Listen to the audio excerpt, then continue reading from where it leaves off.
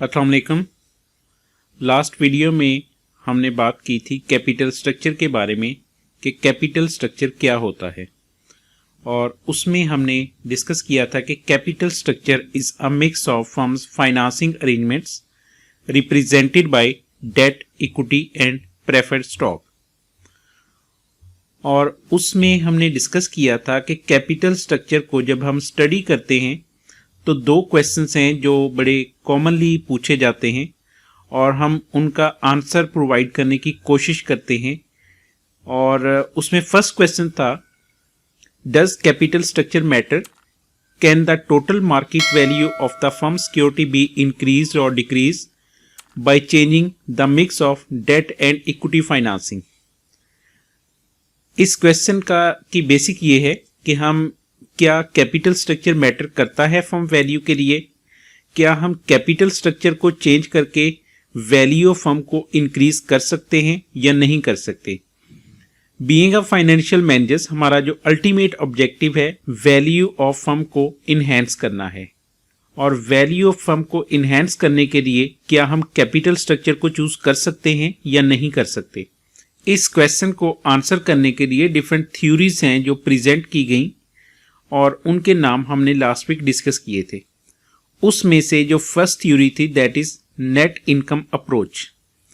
आज हम इसी थ्योरी को डिस्कस करेंगे कि नेट इनकम अप्रोच क्या है। The net income approach was suggested by David Durand in 1952। Net income approach proposes that there is a definite relationship between capital structure and the value of firm। इस theory के accordingly capital structure का value of firm के साथ relationship है। The capital structure of a firm influence it's cost of capital and thus directly affects the value of firm.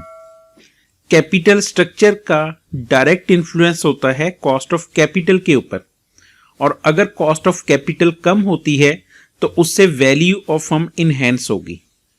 Finance और economics में जो भी थ्योरीज प्रपोज की जाती हैं उनके बिहाइंड सर्टेन अजम्पशंस होती हैं। किसी भी थ्योरी को अप्लाई करने से पहले उन अजम्पशंस को जानना बहुत ज़रूरी है। नेट इनकम अप्रोच की भी कुछ अजम्पशंस हैं और वो ये है, the total capital requirement of the firm is given and remains constant. इसका मतलब है कि कंपनी के लिए जो कैपिटल रिक्वायरमेंट है वो फिक्स है, वो चेंज नहीं होती। अगर कंपनी को डेट इजी मिल रहा है, कंपनी को इक्विटी इजी मिल रही है, तो उससे वो अपनी कैपिटल रिक्वायरमेंट को इंक्रीज या डिक्रीज नहीं करते, वो कांस्टेंट रहती हैं, उस पर कोई भी अफेक्ट नहीं होता। There are only two source of finance, debt and equity. There is no source of finance like preference share capital and retained earning. हमने कैपिटल स्ट्रक्चर की डेफिनेशन में डिस्कस किया था कि तीन मेन सोर्सेज हैं, debt, equity and preferred stock. Retained earning भी equity का पोर्शन है, वो इक्विटी में एड अप हो जाता है। तो बेसिक तीन सोर्सेज हैं, debt, equity and preferred stock. लेकिन नेट इनकम अप्रोच अज्यूम करती है कि कैपिटल स्ट्रक्चर के सिर्फ दो सोर्सेज हैं, debt and equity capital. Third is cost of debt is less than cost of equity and both these costs are constant irrespective of the amount of debt capital used। Normally हम assume करते हैं कि अगर कोई company debt financing ज्यादा use करती है तो उसकी कॉस्ट ऑफ इक्विटी इंक्रीज हो जाती है रिस्क के इंक्रीज होने की वजह से। लेकिन इस थ्योरी में अज्यूम किया गया है कि ऐसा नहीं होता।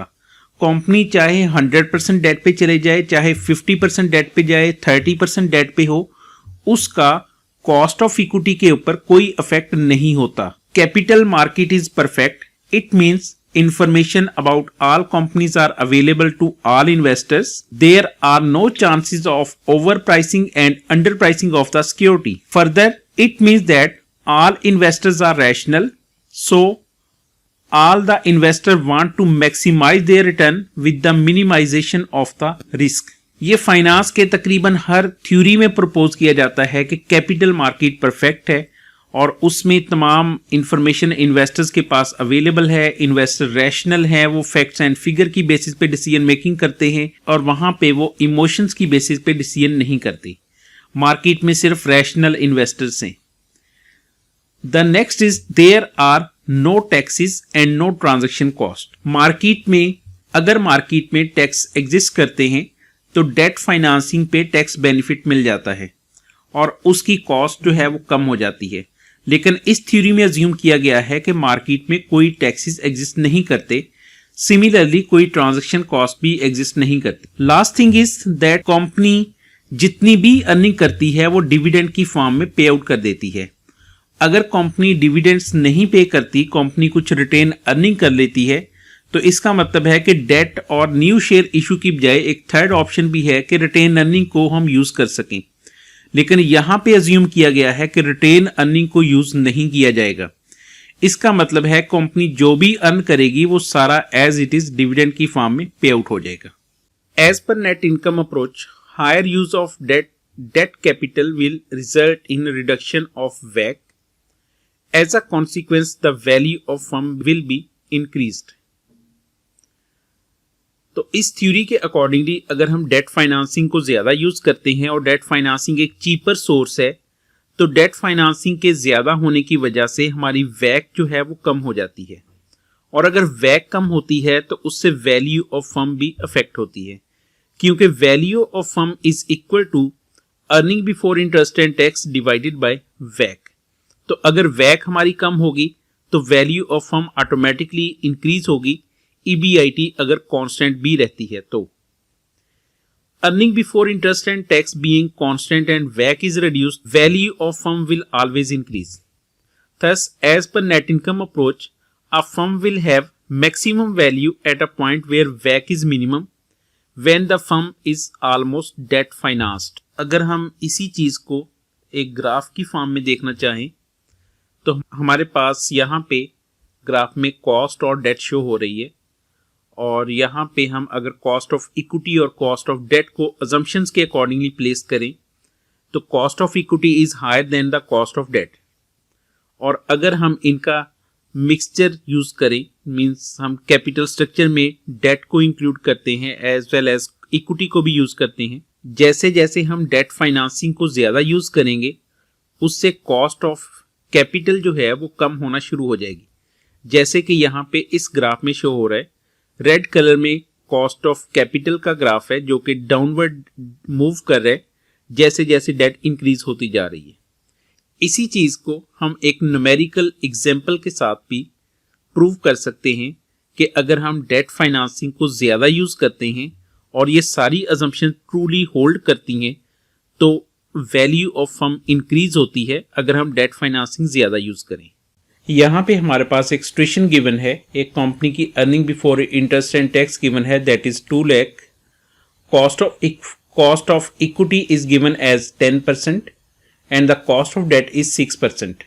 There are 3 scenarios where in case 1 the debt is 2 lakh, at case 2 the debt is 5 lakh and in case 3 the debt level is 7 lakh. Earning before interest and tax constant है 2 lakh for each case, कोई भी changes नहीं आती। Earning before interest and taxes same रहती है चाहे हम debt financing use करें या हम equity financing को यूज करें। इंटरेस्ट कॉस्ट ऑफ डेट के हिसाब से है और कॉस्ट ऑफ डेट हमारे पास गिवन है 6%। 6% of 2 lakh for case 1, 6% of 5 lakh for case 2 and 6% for 7 lakh case 2। ये हमारे पास इंटरेस्ट की अमाउंट शो होगी। इसकी बेसिस पे हमने अर्निंग बिफोर टैक्स फाइंड की दैट इज 1,88,000 केस 1 के लिए, 1,70,000 फॉर केस 2 एंड केस 3 के लिए हमारे पास 1,58,000 अर्निंग अवेलेबल है। नेक्स्ट वैल्यू ऑफ इक्विटी को हम फाइंड करने की कोशिश करते हैं और value of equity is equal to EBT divided by cost of equity. EBT हमारे पास गिवन है 1,88,000 और कॉस्ट ऑफ इक्विटी हमारे पास गिवन है दैट इज 10%। और इसको हम F4 के साथ कांस्टेंट कर देंगे ताकि ये चेंज ना हो। तो हमारे पास तमाम केसेस में वैल्यू ऑफ इक्विटी हमने फाइंड कर ली दैट इज, तो यहां से हमने वैल्यू ऑफ इक्विटी फाइंड कर ली 18,80,000, 17 lakh एंड 15,80,000। अब हम इसकी बेसिस पे वैल्यू ऑफ फर्म को भी फाइंड कर सकते हैं। वैल्यू ऑफ फर्म फाइंड करने के लिए value of debt plus value of equity, तो हमारे पास value of the firm find out हो जाएगी। अगर हम वैल्यू ऑफ फर्म फाइंड करें तो value of firm is equal to value of debt plus value of equity. Value of debt हमारे पास गिवन थी 2 लाख, 5 लाख एंड 7 लाख, और वैल्यू ऑफ इक्विटी हमने अभी फाइंड की है। इन दोनों को हम ऐड करेंगे तो हम वैल्यू ऑफ फर्म को फाइंड कर लेंगे। Value of debt plus value of equity, तो ये हमारे पास वैल्यू फाइंड हो गई। तो ये तीनों सिनेरियो में हमने वैल्यू ऑफ फर्म को फाइंड कर लिया। 20,80,000, 22 लाख एंड 22,80,000। अब हम अगर वैक को फाइंड करना चाहें तो वैक is equal to EBIT divided by value of firm. EBIT हमारे पास गिवन थी 2 lakh divided by value of firm, तो हमारे पास वैक फाइंड हो जाएगी। और तो ये तीनों सिनेरियो में हमने वैल्यू ऑफ वैक को फाइंड कर लिया। फर्स्ट सिनेरियो में वैक हमारे पास है 9.62%, सेकंड केस में हमारे पास वैक है 9.09%, और थर्ड सिनेरियो में वैक हमारे पास है 8.77%। फर्स्ट सिनेरियो में हमने डेट फाइनेंसिंग यूज की थी 2 लाख, सेकंड में 5 लाख और थर्ड में 7 लाख।